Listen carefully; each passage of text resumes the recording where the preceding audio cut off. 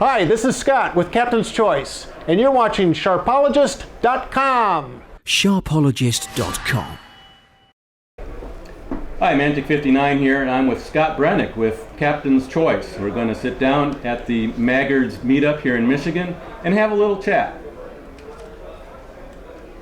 So Scott, give me a little background, who you are, where you're from, and what you're doing. Well, my wife and I live in Wheaton, Illinois. We've lived there, most all of our married life, and it's about 23 miles west of Chicago. I've been self-employed most of my life. I had a popcorn distribution business that I ran for 28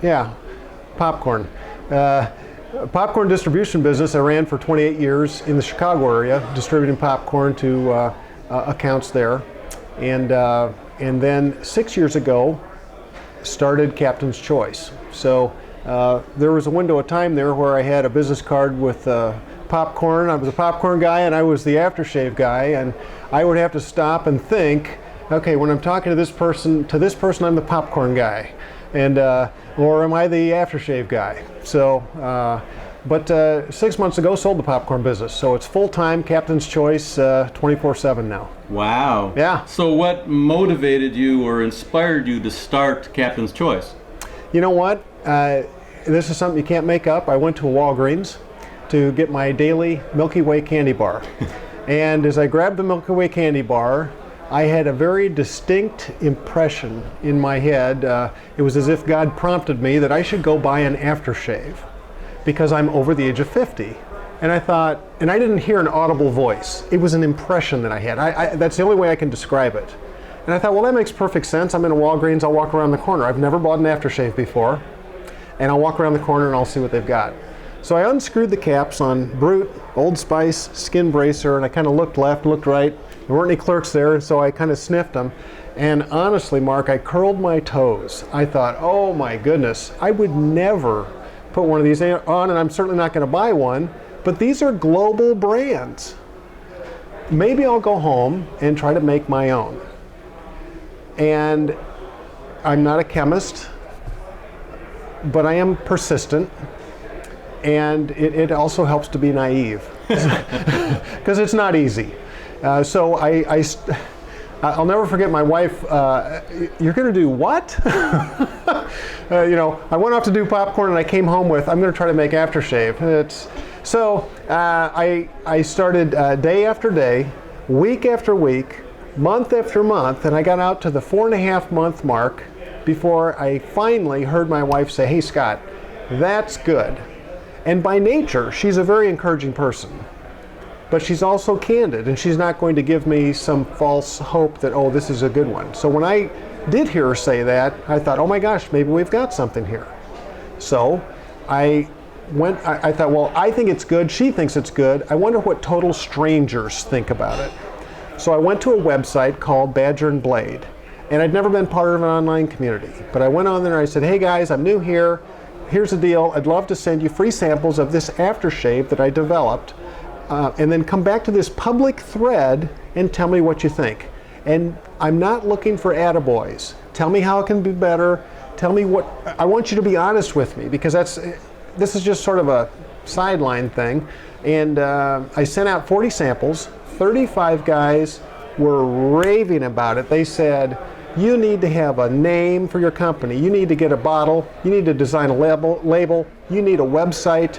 This is dynamite. I have 8 aftershaves. I have 12 aftershaves. That one, they're going to collect dust. Yours has wiped the slate clean. It's unbelievable stuff. And I told my wife, oh my gosh, I think we've got something here. I wasn't even trying to have something. I just wanted to see what other people think. And so we were off and running, and that was 6 years ago. So I developed our line of aftershaves. And after that, then developed a line of matching shaving soaps. So if you like my Sandalwood aftershave, I have a Sandalwood soap that matches up with it. And then just this past January, just 6 months ago, I came out with a line of matching shave balms. So for guys who need more moisturizing, or guys who just prefer to have a balm rather than an alcohol-based splash. So we have 3 main product lines, being the aftershave, the shaving soap, and then the shave balm. The 4th product line we have is a line of lather bowls that are Very popular, very popular. I bought what was, based on the reviews, was said to be the very best lather bowl. So guys reviewing lather bowls said, this, I looked all over, this is the best one. So I thought, well, let me buy one of those. But then I would read the reviews and they would say, it's the best one I could find, except I wish the diameter was a little smaller so I could hold it easier. It's the best I could find, but it doesn't have any ridges in the bottom. It's the best I could find, but my brush clanks against the sides. So I kind of looked left and I looked right and I thought, well, how hard is this? I'm going to buy that bowl. I'm going to take the 4 criticisms or critiques of that bowl and find somebody to make it for me. And that's what I did, and the thing just took off. Now, that's an oversimplification. It took 6 months of development. We had 8 different prototypes. I had a number of different volunteers that tried it. But by the time we refined it down to the lather bowl that we have today, it's a hit. It's what brings people to our website. Yeah. So really, even though you've been 6 years in the business, the actual development time of your products have been relatively short. Yeah. It's the learning curve thing. So we started, that first aftershave took forever because I didn't have a starting point. But then I got better at making the aftershaves. We used the concentrates from the aftershaves in our soaps, and then likewise with the balm. We use the concentrates from, the aftershaves go into our balms. So yeah, it's been much quicker. And in fact, by this fall, we'll start bringing out a line of long-lasting colognes as well. Mm-hmm. Then, with the experience you've had at doing this, and going from popcorn to aftershave or shaving products, where do you find your creativity for this? I mean, how did you decide on bay rum or the particular scents that you started with, from basically not knowing anything about aftershaves, going from popcorn? Kind of give me an idea of your creative process. How did you decide on these kinds of things? Well, when I first started not having any products at all, I started on Google and I started here and ended up way over here, but I would read about a category of aftershaves called bay rum, and I thought, I remember hearing about that. I don't know what it's like. So I bought some and I thought, this is interesting. So that's why the bay rum was the first one that I worked on and developed. The more I looked into it, I realized it originated out of the Caribbean back in the 1400s with Columbus and the pirates and all that sort of stuff. And I thought, that's kind of I love the heritage of something like that. In fact, if you even look at our labels today, our labels intentionally have kind of a timeless sense of heritage about them that's premeditated. We want, that's what we want our brand to be.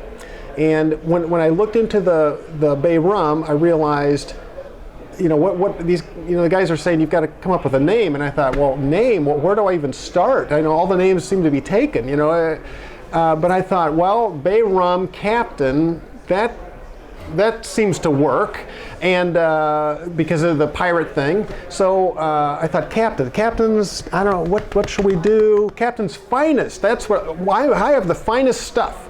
And then I thought, well, what about Choice? Choice is, that's really good stuff.